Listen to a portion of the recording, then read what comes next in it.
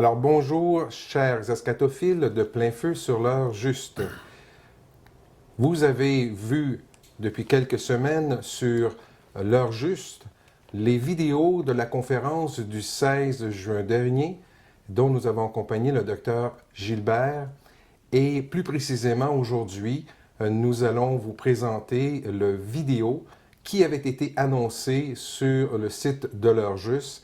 Et c'est les réponses à vos questions et des précisions. Et nous désirons vous présenter justement le docteur Pierre Gilbert qui nous accompagne et qui est avec nous et qui va se faire un plaisir de répondre à vos questions. Alors, sans plus tarder, j'aimerais vous présenter le docteur Pierre Gilbert. Bonjour, Monsieur Gilbert. Bonjour, Réal. Comment allez-vous aujourd'hui? Je vais bien, puis c'est un plaisir pour moi d'être avec vous aujourd'hui pour répondre à quelques questions seulement, hein, mais qui ont des équivalents de milliers de questions. Alors, ensemble, si vous voulez, moi, je suis là. Je vais essayer de répondre à ces questions, mais qu'ils soient entendus. Je n'ai pas la réponse à toutes les questions.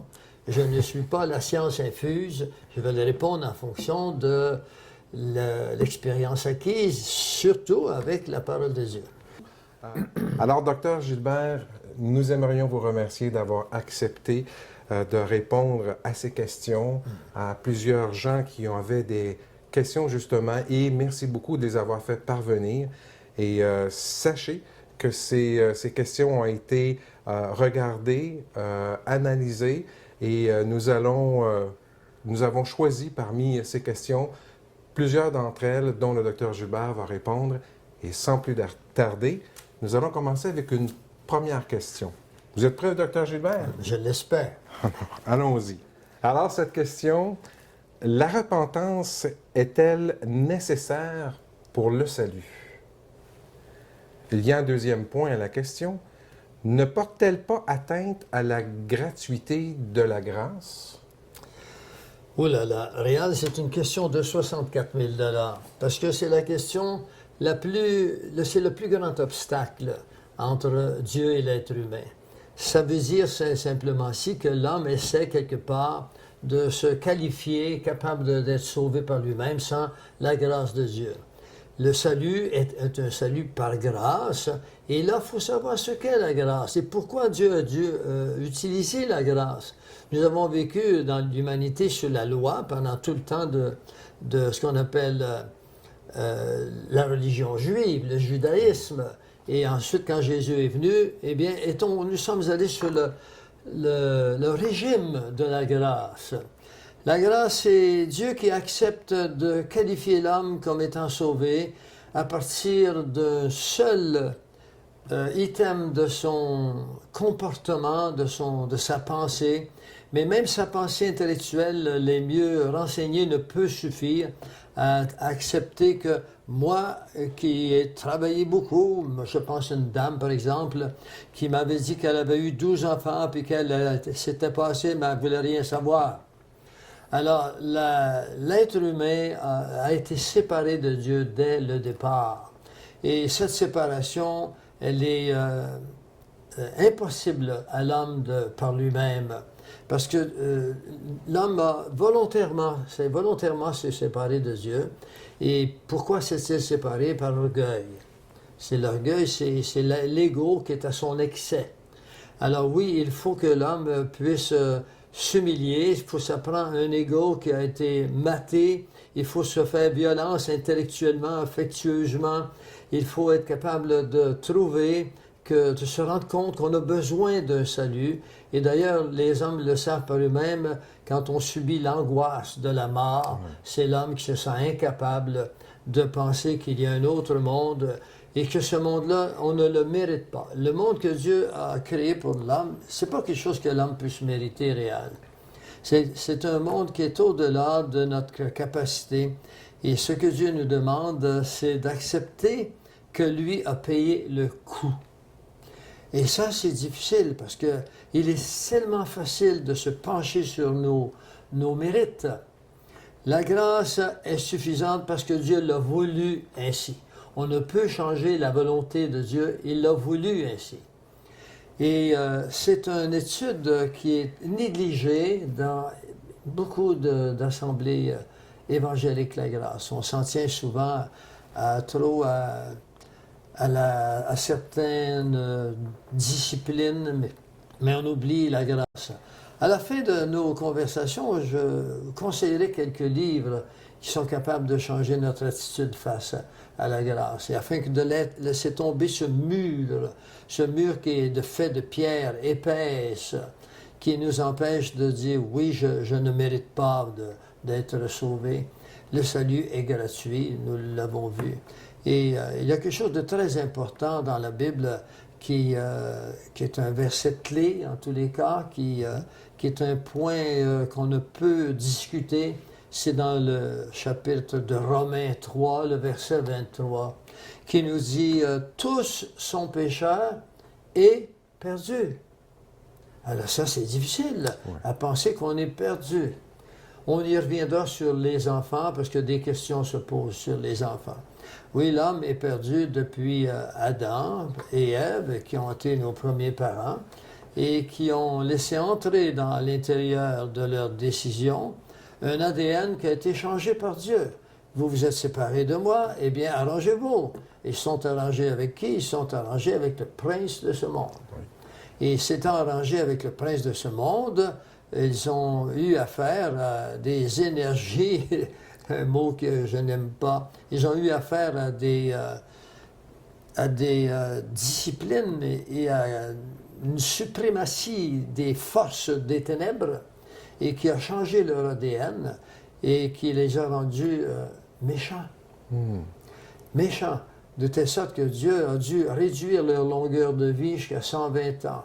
Et nous étions nés pour vivre éternellement. On le pense en tous les cas. On ne sait pas si on devait vivre éternellement. La Bible n'est pas trop loquace sur ce sujet, mais avec un corps physique au début de la création, mais on le pense. Mais faites-vous-en part, quelque part, on verra que l'homme maintenant a le potentiel de l'éternité. Et de plus, si ça intéresse les techniciens en génétique, dans Romains chapitre 12, il nous est dit que cet ADN qui a été changé au début s'est répandu à toute la race. Alors tous les hommes ont hérité de cet ADN qui a des milliers de gènes et notre corps a été changé et il a commencé lentement à vieillir jusqu'à 120 ans. Il n'y a pas beaucoup de gens qui vivent jusqu'à 120 ans maintenant. Non. Et puis, mais tranquillement, à cause de la technique ou la compréhension ou la connaissance de la nutrition, on voit de plus de gens qui vivent jusqu'à 100 ans.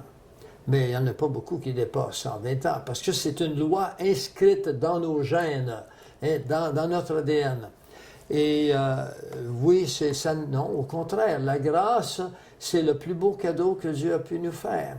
Et comprendre que nous sommes perdus sans la grâce de Dieu, ça, c'est le deuxième plus grand cadeau. Et c'est réservé pour celui qui est pauvre en esprit.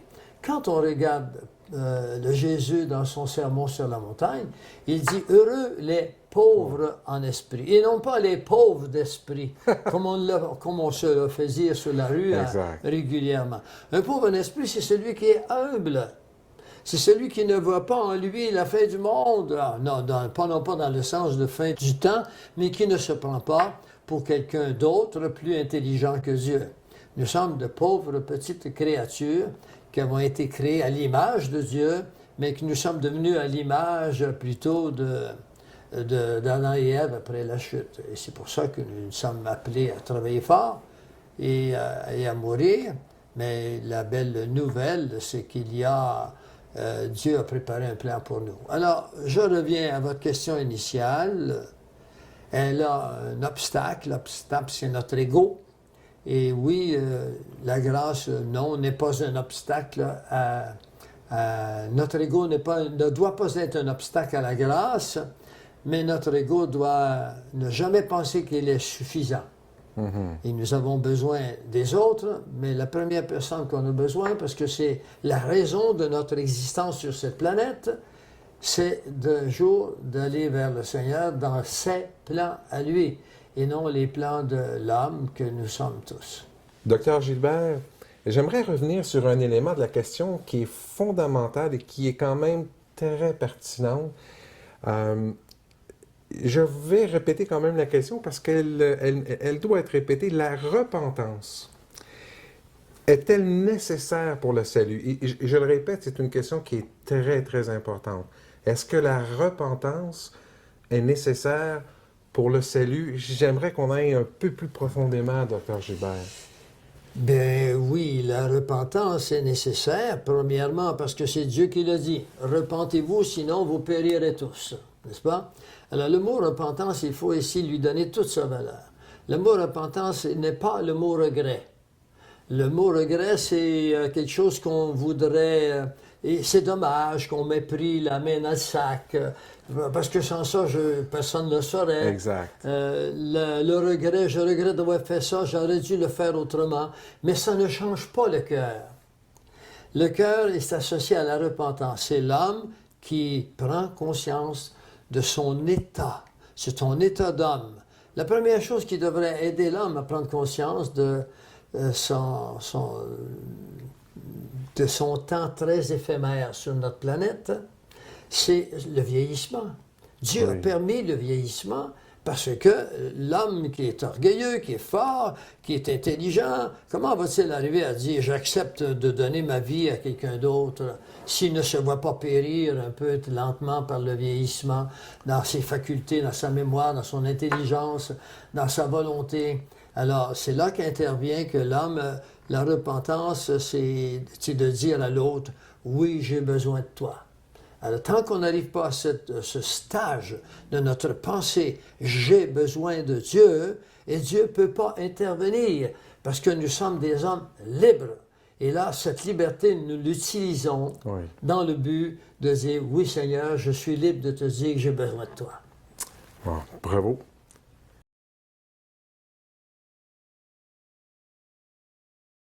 Alors, c'est une question qui n'est pas unique. Souvent, elle revient. D'ailleurs, il y a beaucoup de questions qui vont revenir, mais il faut croire qu'il faut toujours y répondre, Réal, puisqu'on les pose encore.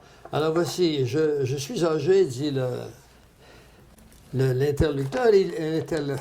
Interlocuteur. Je suis âgé de 35 ans et je suis catholique depuis mon enfance. Ayant écouté Plein Feu sur YouTube, vous parlez souvent du retour de Jésus. Dans toutes mes années de fréquentation à la messe, je n'ai jamais entendu ces choses. Dites-moi, M. Gilbert, où prenez-vous toutes ces infos? Eh bien, cher Réal, ça me fait plaisir de répondre à ça, parce que l'eschatologie est surtout axée sur le retour de Jésus, n'est-ce pas? Évidemment.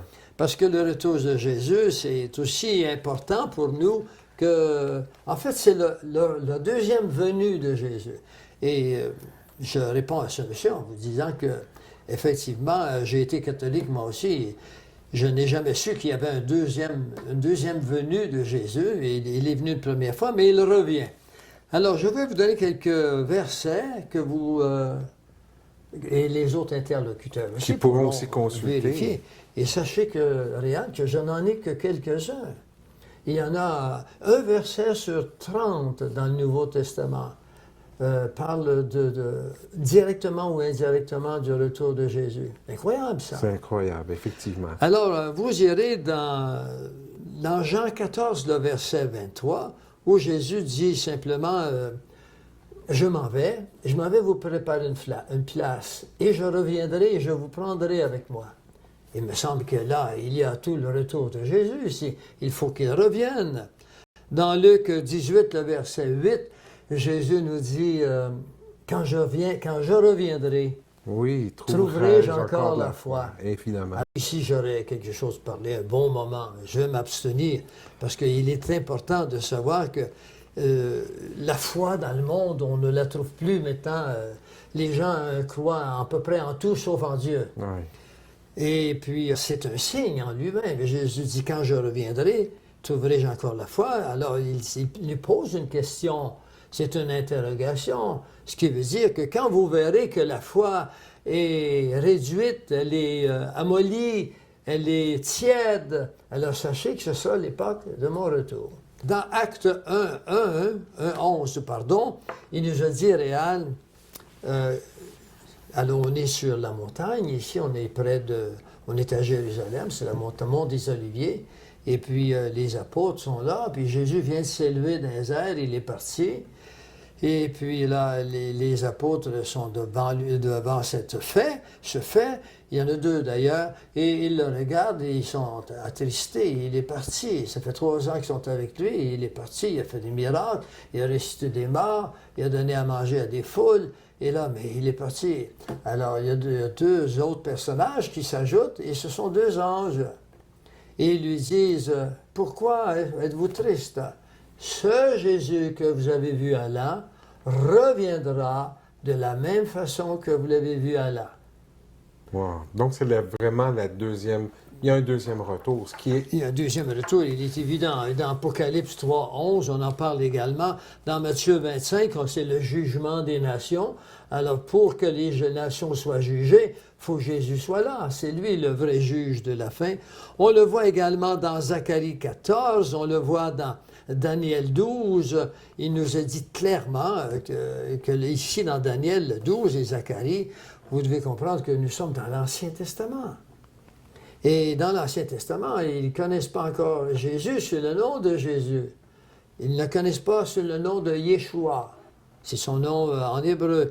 Ils le connaissent sous le nom du Messiah, le Messiah, le Messie. Exactement. Et dans Zacharie 14, j'espère que je n'aurai pas à montrer tous les versets cet après-midi, parce qu'on en a jusqu'à demain matin. Hein? Oui. Alors, si vous voulez, vous irez dans Zacharie 14 et vous verrez son retour, et dans Daniel 12 également.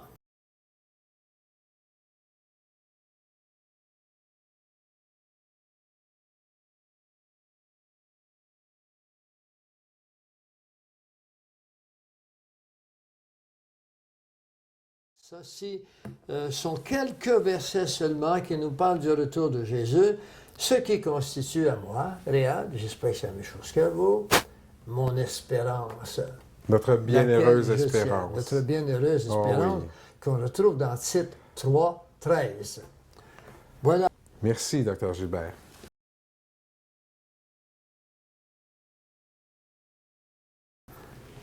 Docteur Gilbert, la prochaine question est un petit peu extra-biblique, mais j'aimerais quand même, un eschatolophile a quand même posé cette question et j'aimerais que nous puissions avoir un aperçu ou du moins une réponse. Et cette question, mesdames et messieurs, c'est qu'en est-il de l'effet Mandela? Donc, je vous pose la question. L'interlocuteur nous a demandé de vous soumettre cette question. Que pensez-vous, Dr. Gilbert, de l'effet Mandela? Tout d'abord, l'effet Mandela, le résultat d'un homme qui était en Afrique, qui s'appelait M. Mandela, qu'on a connu, où tout le monde pensait qu'il était mort. Oui. Et la foule entière avait conçu que c'était un homme décédé. Et jusqu'au jour où il apparaît, alors ça a mêlé les gens et on dit il y a quelque chose qui ne va pas. Il est ressuscité, il ne savait pas quoi. Alors, c'est l'effet Mandela. Bon, alors, l'effet Mandela, on s'en est servi pour donner un verset dans la Bible qui me fait intervenir parce qu'il faut défendre certaines choses qui sont bibliques et ne pas les laisser passer. Pour l'unique raison que Dieu dit « Aucun iota ne passera à ma parole ». Alors, si l'effet Mandela a affecté la parole de Dieu, notre Dieu n'est plus Dieu.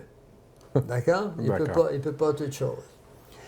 L'effet Mandela, c'est un phénomène où des groupes de personnes ou des grands groupes de personnes répondent la même chose lorsqu'on leur présente quelques images qui étaient connues par exemple, une émission radiophonique ou l'individu qui était le principal de la pièce de théâtre ou autre avait un patois, par exemple, il disait telle chose, et des années après, on se rend compte qu'il disait autre chose.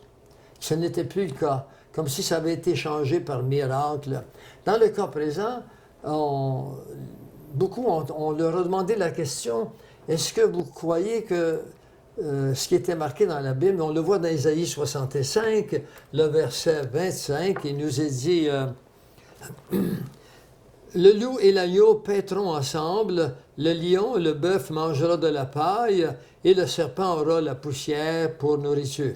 Moi, je me le suis fait demander, puis on m'a demandé, est-ce que vous vous souvenez quand c'était marqué dans la Bible que le lion et l'agneau paîtront ensemble?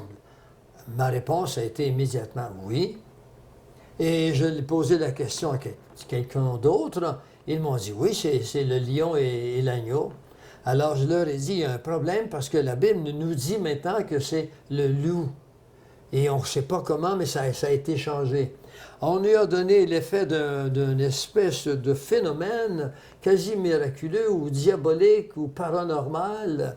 Mais en réalité, on peut le comprendre pourquoi. Est-ce que c'est un phénomène un peu de perte de mémoire lorsque les choses sont passées depuis longtemps dans la foule, dans le grand nombre de personnes. Dans le cas présent, il est facile de se tromper parce que on dit le loup et l'agneau paîtront ensemble. Et immédiatement, le lion, comme le bœuf, mangera de la paille. Il est facile d'intervenir en mettant le loup à la place du lion, parce qu'ils sont mentionnés de toute façon comme mangeant avec l'agneau. Alors, c'est un phénomène qui est réfutable parce qu'il n'a pas l'ensemble des conditions qui le rend immuable. Voilà, c'est ce qu'elle a fait Mandela. Merci, Dr. Gilbert.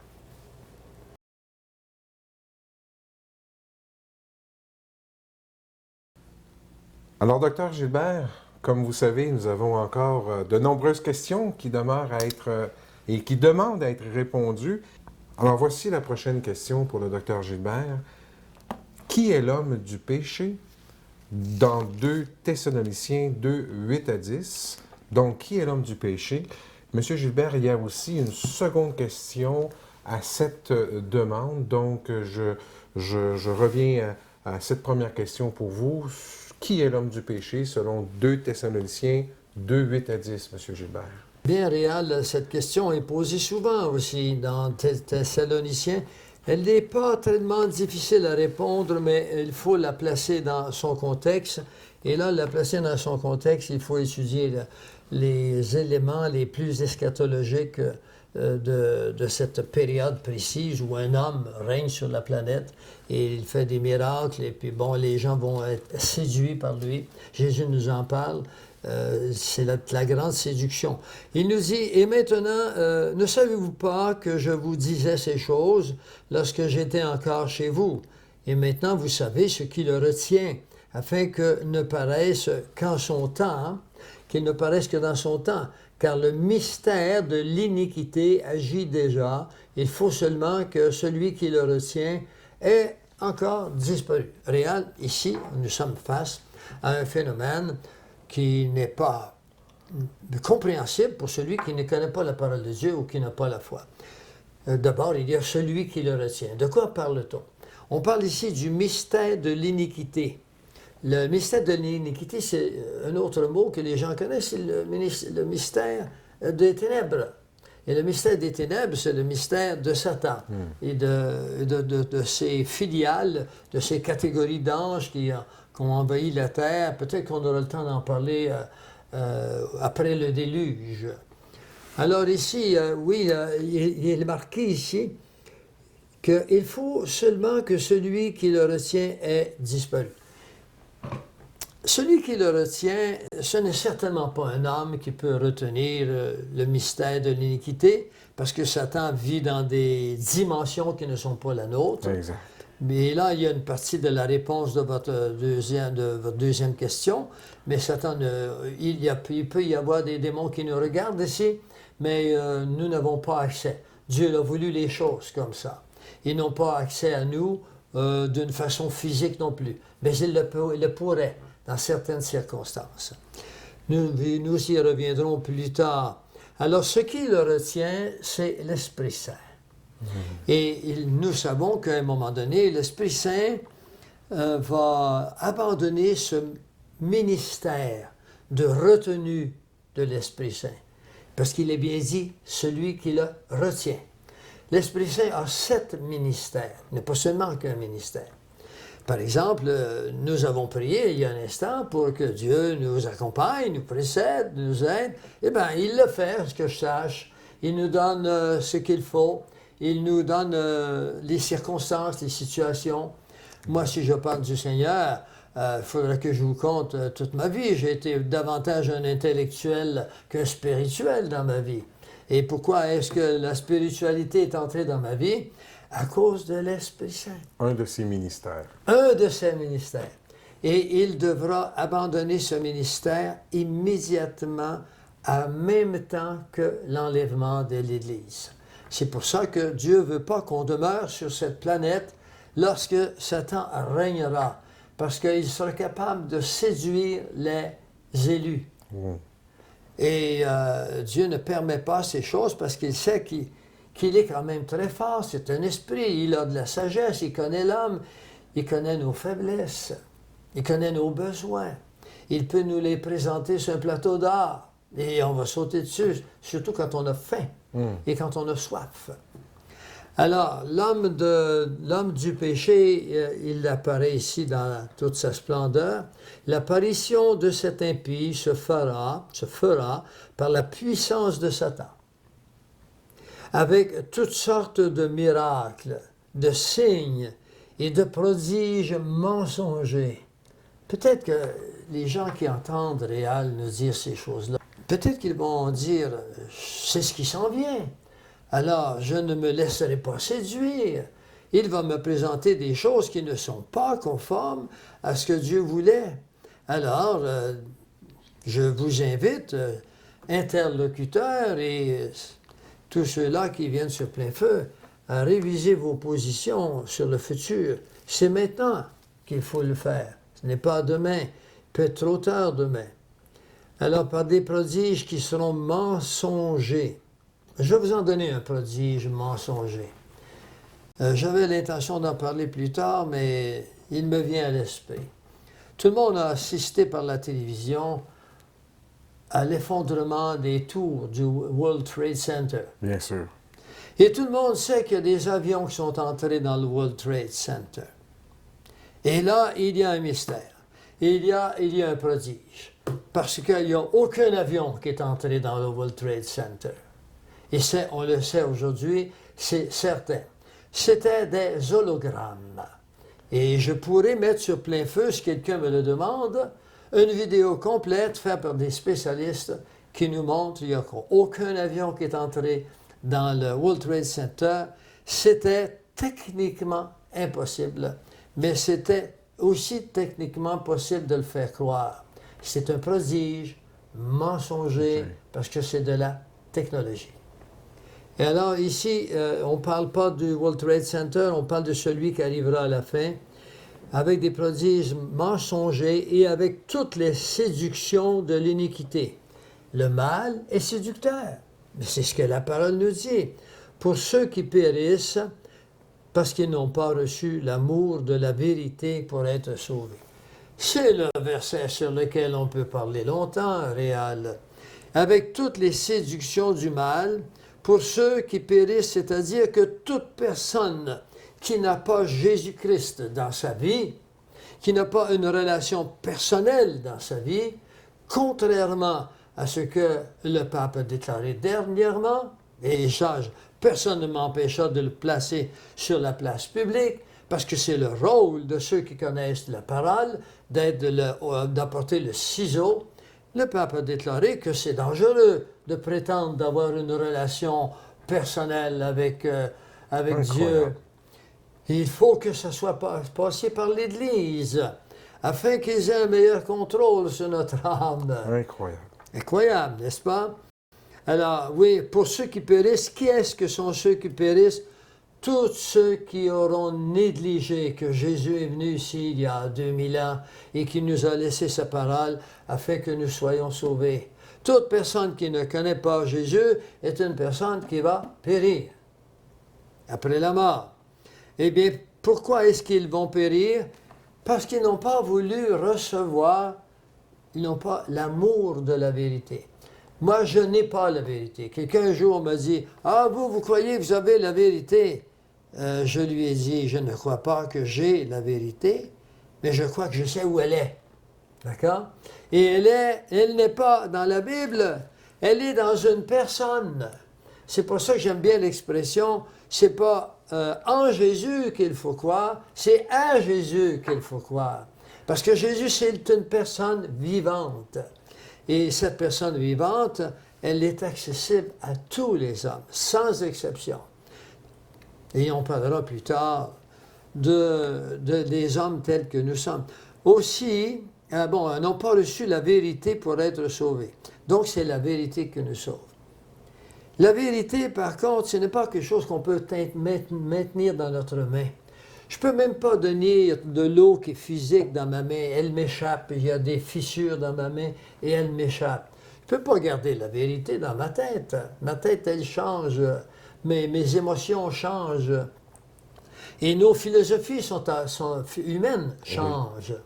Alors que la doctrine chrétienne ne change pas, parce que la doctrine chrétienne, ce n'est pas un ensemble de règles, de lois.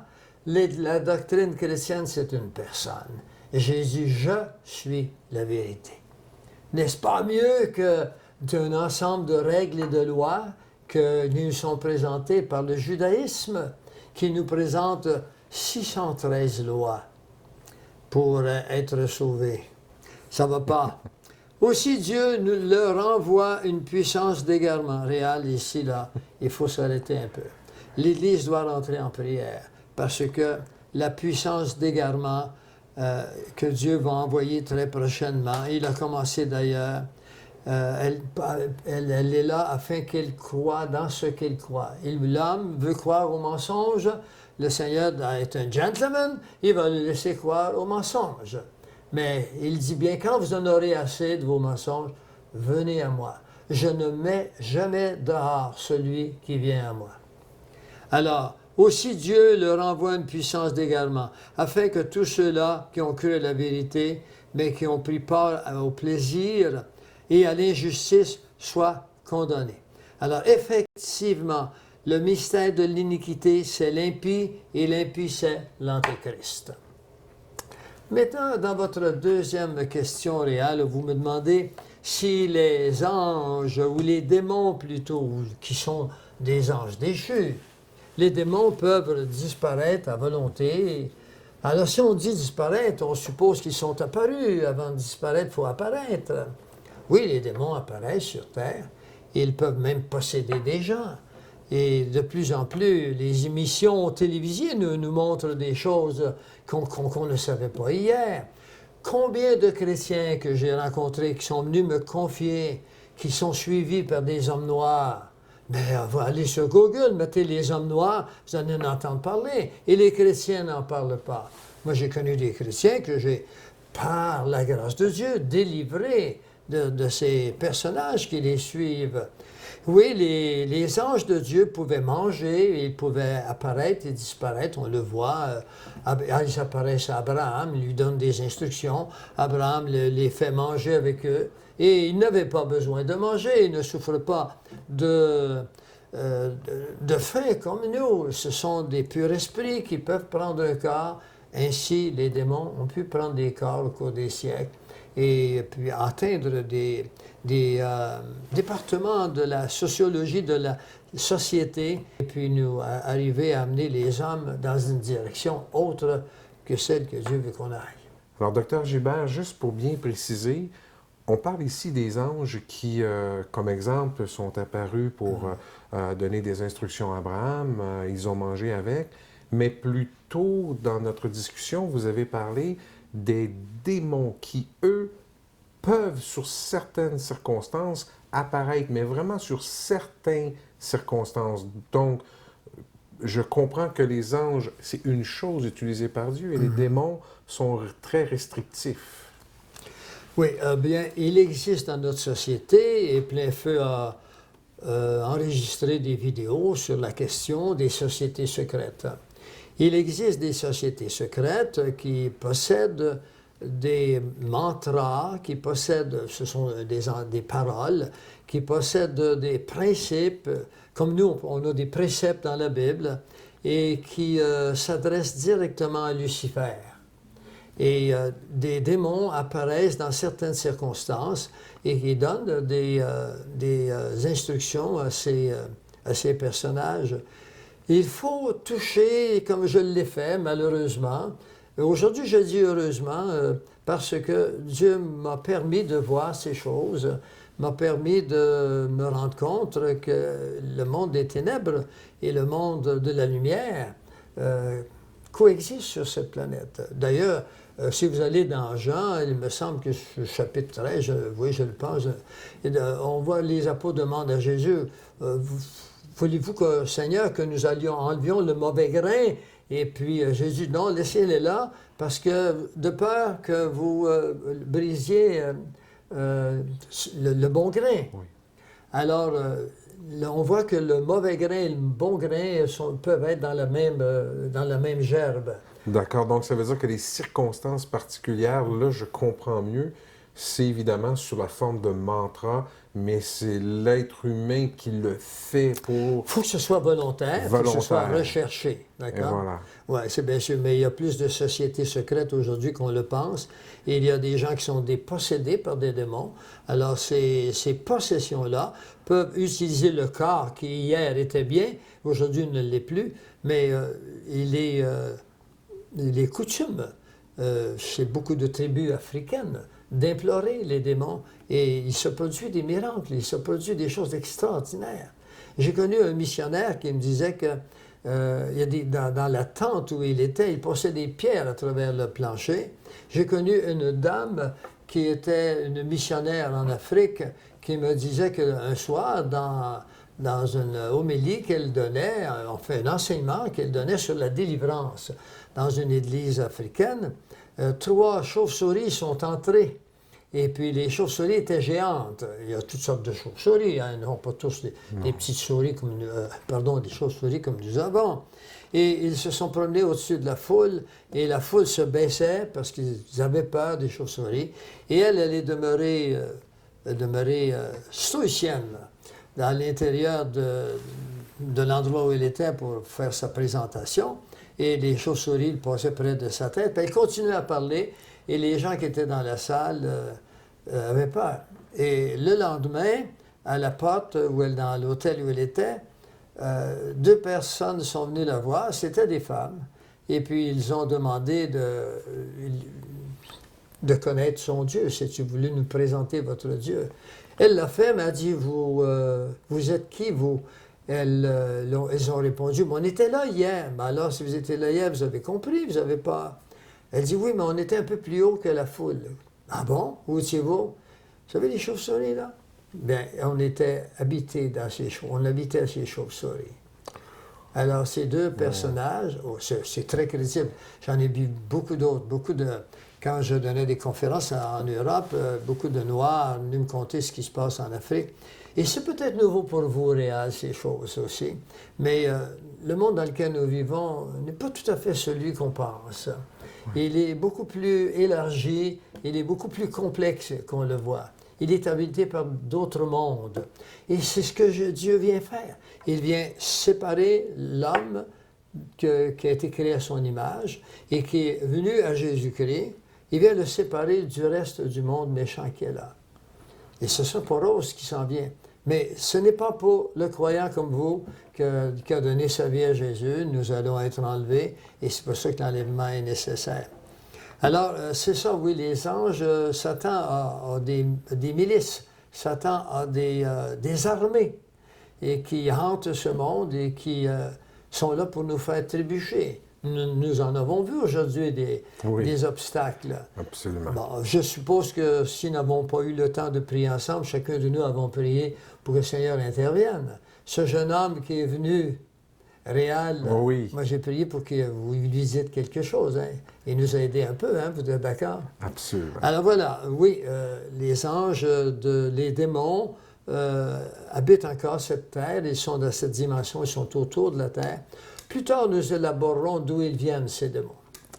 Merci, Dr. Gilbert.